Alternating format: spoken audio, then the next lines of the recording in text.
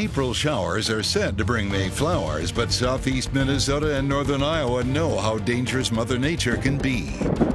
During severe weather, knowing what to expect and how to plan will keep you and your family safe. That's where KTTC's Weather Authority comes in. This is where we do all of our storm tracking. From thunderstorms to tornadoes, we will give you the tools to prepare for it all. Project Tornado starts now, only on KTTC, your Weather Authority. Good evening and thank you for joining me. I'm Chief Meteorologist Nick Jansen. Tonight I'll be joined by your Weather Authority team as we embark on a journey through our area's history of severe weather. Right on 251! After 40 years of living here, it's gone. We'll give you a sneak peek into the tools and technology used to make sure we have the most accurate forecast possible. Plus, what you need to know to stay safe if a storm heads your way. When the thunder roars, go indoors is what the National Weather Service likes to say. But first, we have to understand how these storms happen. Tornadoes are one of the most violent and dangerous types of weather that we experience here in southeast Minnesota and northeast Iowa. But what is a tornado? Why do some thunderstorms have tornadoes and others don't? Let's get a better understanding of the anatomy of a tornado. In order for a tornado to form, we need these four main ingredients: shear, lifting, instability, and moisture. The first ingredient we need in a tornado is wind shear. Wind shear is the change in wind speed and direction with height, which allows the thunderstorm to have rotation. The next is a lifting mechanism. Whether a cold front or a warm front, could even be a dry line. This allows upward mobility within a thunderstorm. The third ingredient is instability. This can be viewed as how unstable the atmosphere is. The more unstable the atmosphere is, the faster air parcels can race into the upper atmosphere. The final ingredient we need is moisture. Thunderstorms need juice and energy to survive. The more moisture we have in the atmosphere, the stronger and longer thunderstorms can last. When all four of these ingredients come together, we can then potentially form a tornado. And when that tornado forms, what should you do? Our Alex Tejada spoke to a few experts on how to stay safe no matter where you are when a storm hits. Well, believe it or not, now on a sunny day is a good day to be thinking about tornadoes. Mainly because they are so unpredictable. Usually we know ahead of time that there's a risk, but storms can crop up, especially when we get hot, humid weather. And they have played a big part in shaping the region. Well, the Mayo Clinic got started because of a severe tornado. Back in August of 1883, it is thought to have been an EF5 tornado. These storms can be pretty bad if you're right in the path of them. Woodlawn Cemetery in Winona is over 150 years old, but some of the trees here were no match for the 95 miles an hour wind from an EF1 tornado in 2019. It caused over $150,000 worth of damage. Thankfully, we didn't have any injuries. But that was not the case in 1999, when two were injured in a Winona County tornado that hit downtown Lewiston. 35 houses lost roofs, siding, or windows during the storm. 5 were destroyed. This is why officials say you need to be prepared. One of the things that you want is to have your cell phone on so that if we have a severe storm that you can be alerted. Yet you should not use that cell phone or any other device to try to film a tornado. I know that a lot of people have gone outside and it hasn't harmed them, but I also know that people have been caught off guard because of a fast-moving storm. For those who do not have a safe place to go or get caught in a storm out at Quarry Hill, the city of Rochester has a storm shelter connected to the tornado sirens. Once that goes off, it sends a signal to the room and it actually unlocks the door. If you are in a car during a storm, it can provide some protection. Yet if you are in the path of the tornado, it's not the safest place to be. Exit the car and go into a ditch, some low-lying area where if there were wind and debris, it would go over you. And no matter where you are when severe weather hits, officials remind you not to take any chances and seek shelter immediately.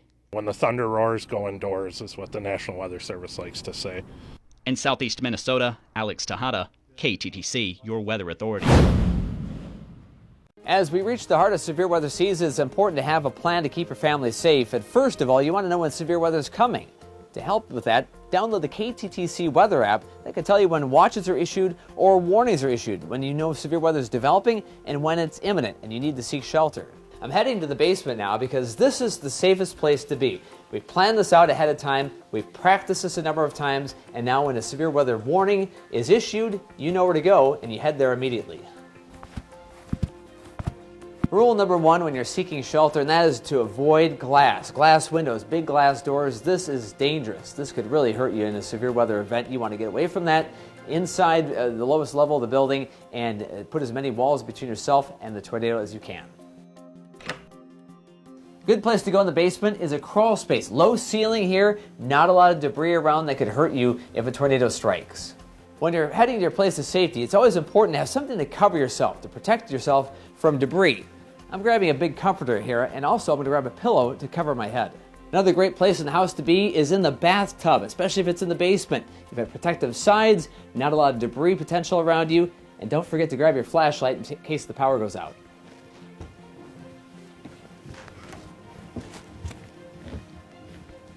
And just to recap, go to the lowest level of the house, put as many walls as you can between yourself and the storm, avoid windows, and a great place to go is in the bathtub. Be sure to cover yourself up. A huge storm hit Iowa this past year that caused extreme damage all across the state. This long line of showers and thunderstorms is called a derecho.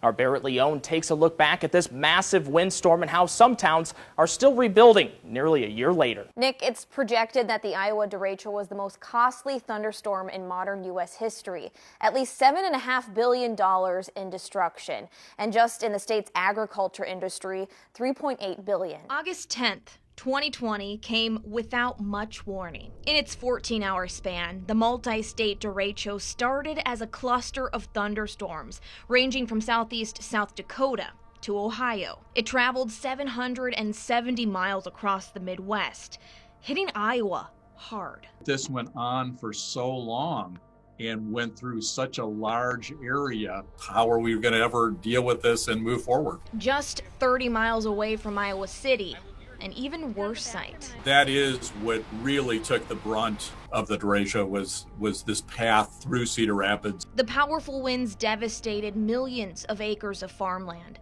crumpling and tossing grain bins, demolishing roofs, and buckling buildings in its wake. So, what is a derecho? You've probably heard it described as a land hurricane, and if you lived through the powerful storm, that's probably how it felt. A derecho is a widespread, long-lived windstorm, and in the case of the August derecho, those winds whipped anywhere from 60 miles per hour to 120 plus in the worst areas like Cedar Rapids. It's why this line of thunderstorms has Iowans still picking up the pieces today. It left some Iowans feeling lucky to be alive. We have hundreds of folks that are camping in their yards, and we're trying to find them shelter and food and water and make sure that they're safe. And others with less damage, eager to help. A young boy crafting baseball bats for recovery fundraising efforts. A ton of people having damage. I feel like it will help them, rebuild. A stranger refurnishing a trailer home for a single mother and her 2 sons. It's definitely a dream come true after what has happened. And amongst the chaos, a sense of camaraderie emerging. The neighborhood got together, and over the next day and a half, we cleared up. There were big trees that were blocking both ends of our street, and then cleared people's yards, and some people brought in lunch and ordered lunch in the next day for people, and it was sort of a great way of bringing the neighborhood together around something that was less than desirable. Still, those efforts aren't over. We kind of underestimated how bad the damage was. This middle school in Toledo, Iowa, is still unusable. We've made do, we've made it work, but it'll be nice when we don't have to make it work anymore. A Facebook page combining resources for those in need, with more than 66,000 members still active.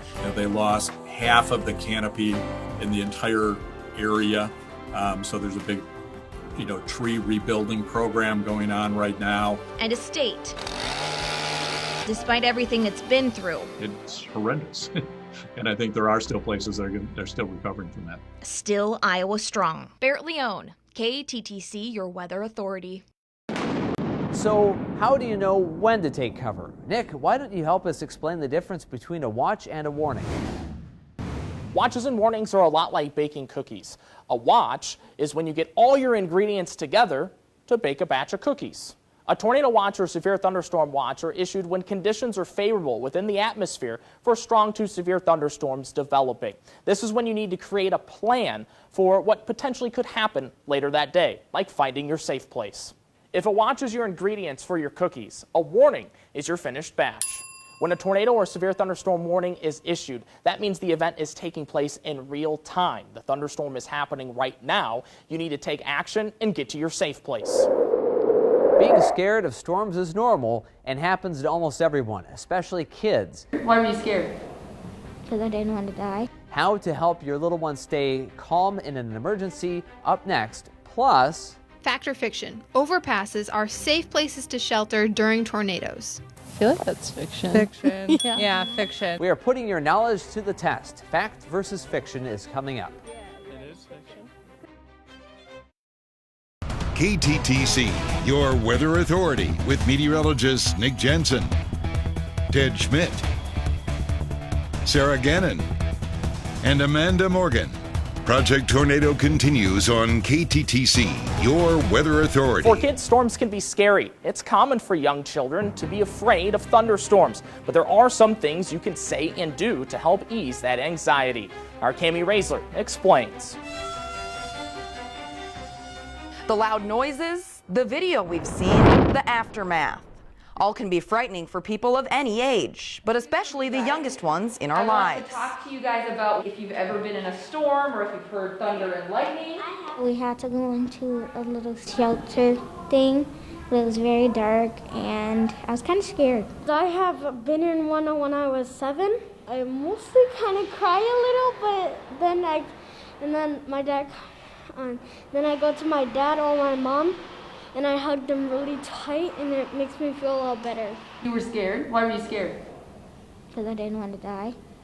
Marian Sanchez is a therapist in Rochester. Anxiety stems from the unknown. Knowledge is power. She says caretakers play a big role. Kids feed off of parents' energy, so if they remain calm, kids remain calm. Tornadoes can be intimidating. Sometimes the best thing you can do is turn to your TV or a tablet or a phone. In the Mower and Freeborn, Dodge counties, not in the watch. When I was younger, I was always a little nervous with storms too, and something that really helped me was just turning on and watching the news. If there's a threat for severe weather and you're kind of unsure of what's going to happen, just turn on the news, listen to the meteorologists, see what they're saying, if it's on the other side of the state, if it could be heading towards you. Another good educational tool can be found and played with just up the road. Basically, it's just simulating conditions that occur in nature. This is a part of our experiment gallery here at the Science Museum of Minnesota. It's a really good way to kind of ease fears about extreme weather. So much of fear is not knowing, and so we can come here and we can learn a little more about tornadoes. It goes back to knowledge is power. Being prepared is key. Have a safety plan, teach children about being brave and about storms. Keep calm, and if these don't work, create a distraction and vouch to talk more about the storm at a later time. Oftentimes, if kids know what to expect and they know that there is a plan in place, that can really ease some of that anxiety.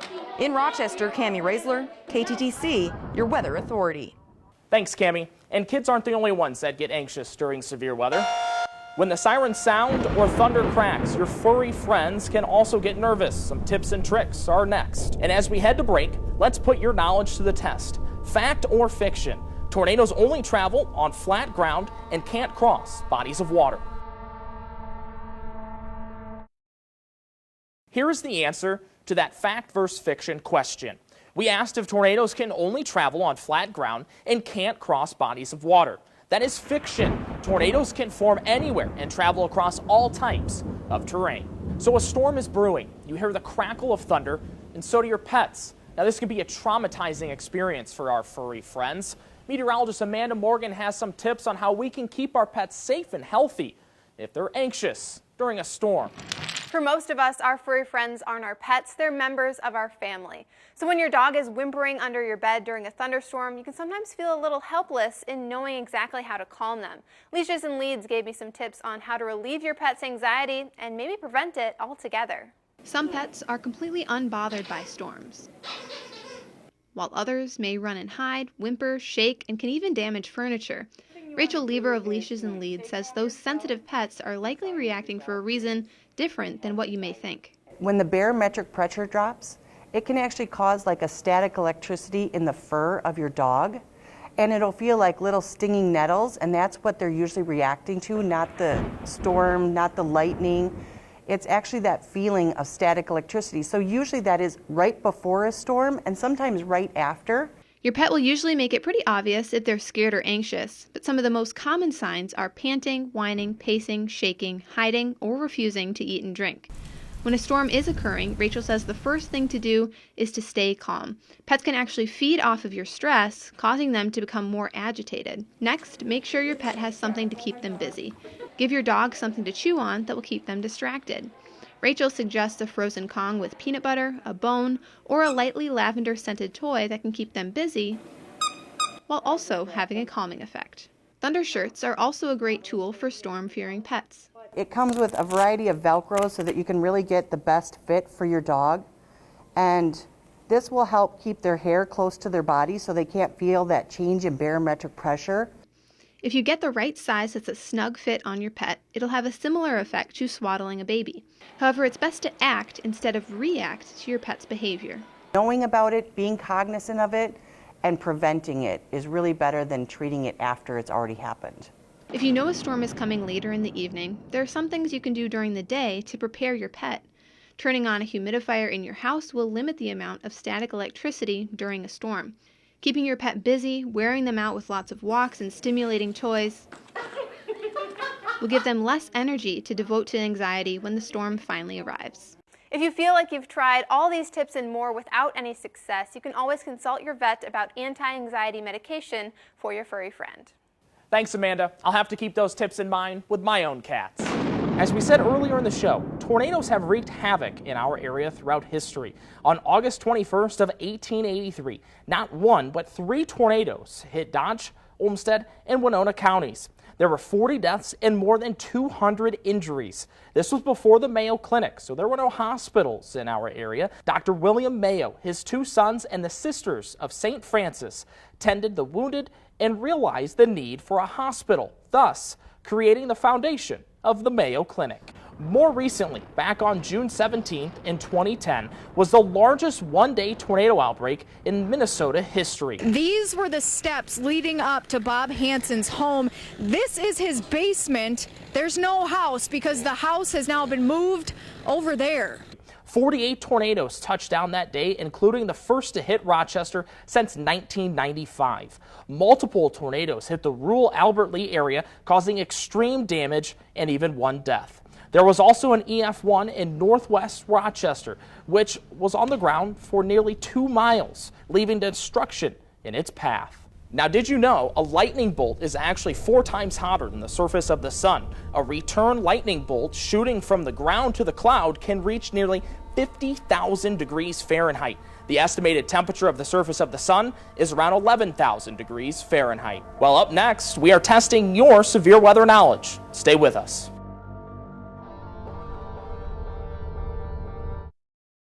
Here at Your Weather Authority, we pride ourselves at keeping you informed when the weather hits. But how well do you know your severe weather facts? Our meteorologist Amanda Morgan hit the streets to test your Project Tornado knowledge. There are a whole lot of myths surrounding severe weather, what can and can't happen, and what you should and shouldn't do when severe weather strikes. Let's see just how much the people of Rochester know. Let's head around town.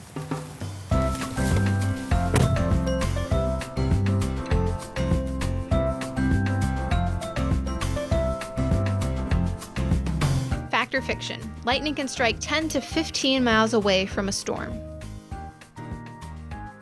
Fact. I feel like it's a fact. I feel like it's a thought fact. it was farther though. Yeah, I'd say fact. Yeah, yep, Okay. that's right. And it might be able to do it farther Yeah. in some cases, yeah. Fact or fiction? For a storm to be severe, it must have winds of 58 miles per hour or greater, or hail that's 1 inch in diameter. Fact. Yeah, correct. That's fact. You sure I'll go fact? Yeah, that's right. Fact or fiction? Lightning doesn't strike the same place twice. Fiction. I feel like that's fiction. I think it's fiction. Yeah. Fact or fiction? Low pressure with tornadoes causes buildings to explode, so you should open your windows to equalize the pressure. Oh boy, that's a tough one. I don't know. I'll say yes. That's fiction. The pressure of the storm has no effect on your house, and people waste their time opening windows when they should be sheltering in their basement. Fact or fiction? Overpasses are safe places to shelter during tornadoes. feel like that's fiction. Fiction. Yeah, fiction. Fact. I don't know, but I'll say fiction. Sure. Yeah, you're right. It is It's fiction. Because the overpass will create a wind tunnel and Okay, it suck you right in. Yeah. Fact or fiction? Thunder is produced by the heat from a lightning bolt. Fiction. No, that's actually fact. Fact or fiction? When a tornado forms but doesn't touch the ground, it's still called a tornado. Correct. No, it's actually be a funnel cloud then. Oh, I see. It's a tornado on the ground. Okay. Didn't know that. Fact or fiction? Thunderstorms only occur on Earth. Fiction. Fiction. I say fiction. I'm gonna say fiction. That's fiction. Thunderstorms have been observed on Jupiter, Neptune, Saturn, and Venus. Thanks, Amanda. It looks like they knew quite a bit. So how do we get the most accurate forecasts for you? A sneak peek behind the scenes next. And as we head to break, did you know you can't have thunder without lightning? That's because thunder is created from an explosive heating and quickly contracting air surrounding a lightning bolt. You can sometimes see lightning without hearing thunder because it's too far away. Welcome back to Project Tornado. We want to give you a sneak peek at all the tools we have here at KTTC to bring you the most accurate forecasts day in and day out. Let's go take a look. Here we are in the KTTC Weather Center. This is where we track all of our storms out using our Future Track radar. This is right behind me. We're already tracking some showers and thunderstorms moving across southeast Minnesota and northeast Iowa. That's what you'll see during storm coverage here on KTTC. We also have our Future Track. That's our in-house weather model that allows us to track out storms minute by minute up to around 48 to 72 hours in advance. These two products lead us to having the most accurate forecast in southeast Minnesota and northeast Iowa. Thank you for joining us tonight. We hope this gave you the tools to stay safe during severe weather season. And be sure to download our KTTC weather app to catch your forecast anywhere you go. Have a good night.